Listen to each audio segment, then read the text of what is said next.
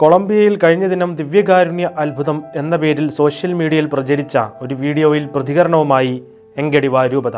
ഇത് ദിവ്യകാരുണ്യ അത്ഭുതമെന്ന് സ്ഥിരീകരിക്കാൻ കഴിയുന്ന ഒന്നും തന്നെ കണ്ടെത്താൻ സാധിക്കാത്തതിന്റെ പശ്ചാത്തലത്തിൽ കൂടുതൽ അന്വേഷണം ഉണ്ടാകില്ലെന്ന് രൂപത വ്യക്തമാക്കി.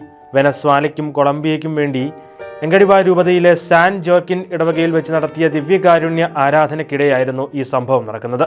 വൈദികൻ ദിവ്യകാരുണ്യ അരുളിക്ക ഉയർത്തിയ സമയത്ത് തിരുവോസ്തി അനങ്ങുന്നതായാണ് വീഡിയോയിൽ കാണിച്ചിരിക്കുന്നത്. വീഡിയോ വലിയ രീതിയിൽ സോഷ്യൽ മീഡിയയിൽ വൈറലായതോടെ എങ്കഡിവ രൂപത വിശദമായ അന്വേഷണം നടത്തുകയായിരുന്നു. എന്നാൽ ലഭിച്ച വിവരങ്ങളിൽ നിന്നും ഇത് ദിവ്യകാരുണ്യ അത്ഭുതമാണെന്ന് കണ്ടെത്താനായില്ലെന്നും കൂടുതൽ അന്വേഷണം നടത്താനുള്ള തെളിവുകൾ കിട്ടിയില്ലെന്നും എങ്കഡിവ രൂപതയുടെ വികാരി ജനറൽ ഫാദർ ആർലി ഗ്വാറിൻ സ്വസ പറഞ്ഞു.